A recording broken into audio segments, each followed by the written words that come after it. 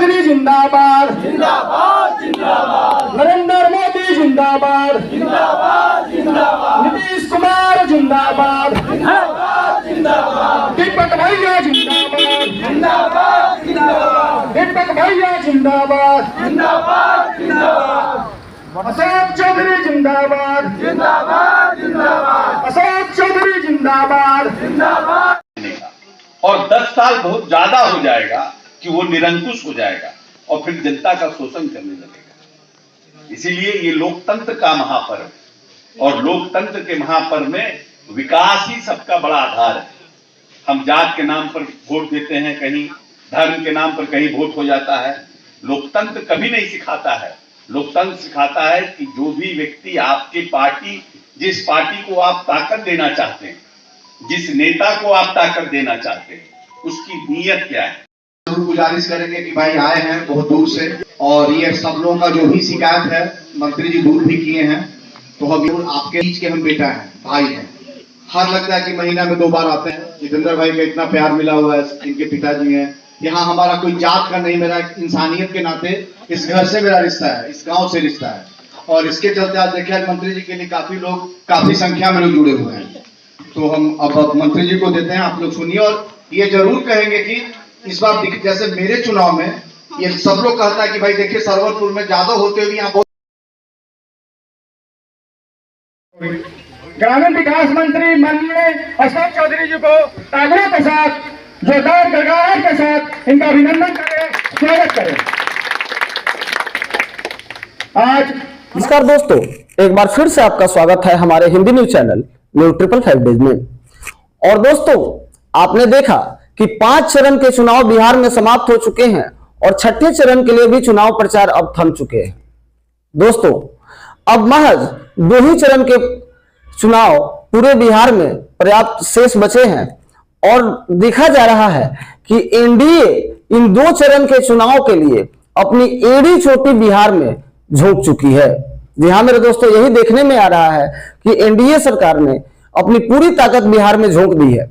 चाहे वो एनडीए के गठबंधन वाली जेडीयू हो या बीजेपी हो या फिर आरएलएसपी हो या जीतन राम मांझी की पार्टी हो, प्रत्येक पार्टी के नेता बूथ स्तर पर जाकर के और कार्यकर्ताओं से मिल रहे हैं, नरेंद्र मोदी जी के कार्यों को बता रहे हैं तथा एक बार फिर से नरेंद्र मोदी जी को भारत का प्रधानमंत्री बनाने के लिए लोगों से अपील कर रहे हैं।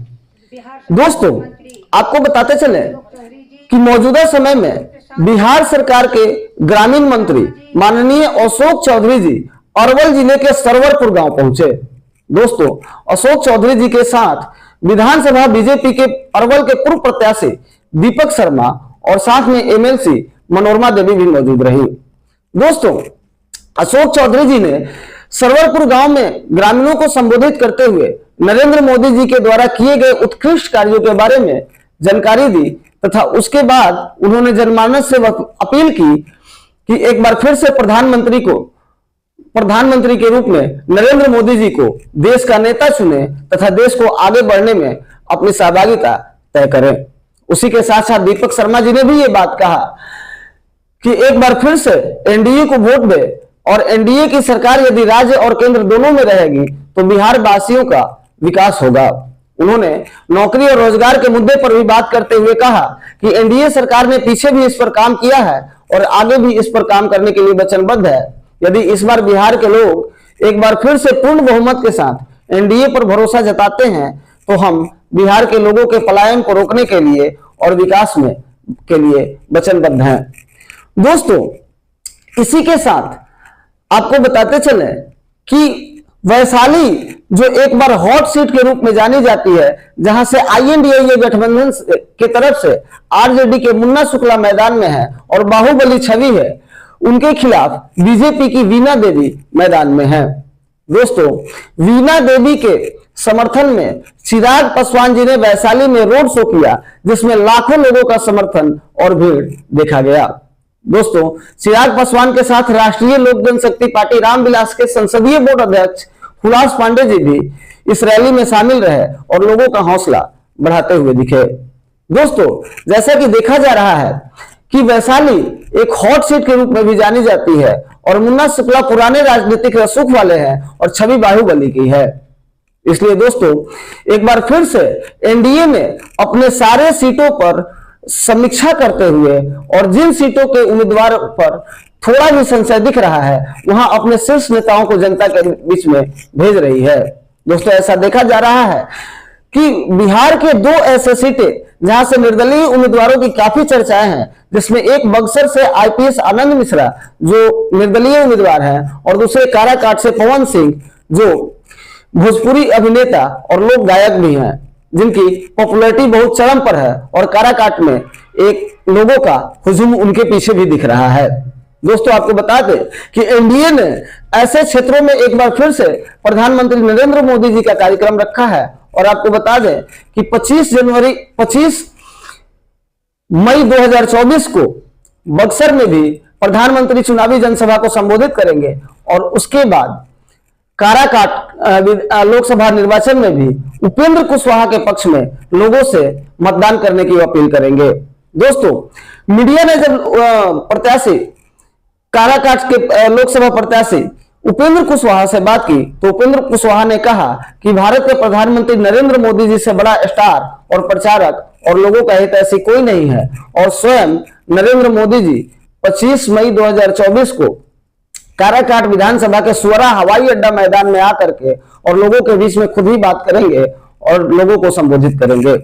दोस्तों आपको बता दें कि विगत 2 चरण के चुनावों के लिए बीजेपी के बहुत सारे शीर्ष नेताओं का दौरा विशेष है और बताया जा रहा है कि 24 मई 2024 को देश के केंद्रीय गृह मंत्री अमित शाह जी का भी दौरा बिहार में होने वाला है, जिसमें वो 2 सभाओं को संबोधित करेंगे, जिसमें एक सभा बिहार के आरा के रामना मैदान में और दूसरी सभा जहानाबाद में होगी।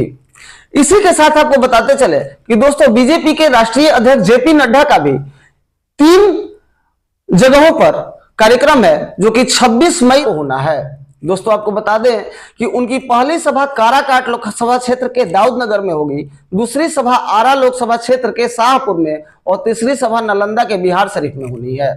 और इसी तरह से दोस्तों एनडीए ने आखिरी 2 चरणों के चुनावों के लिए एड़ी चोटी से अपना बल लगा दिया है और इसी के साथ देखना यह है कि अब बिहार की जनता किस पे भरोसा जताती है।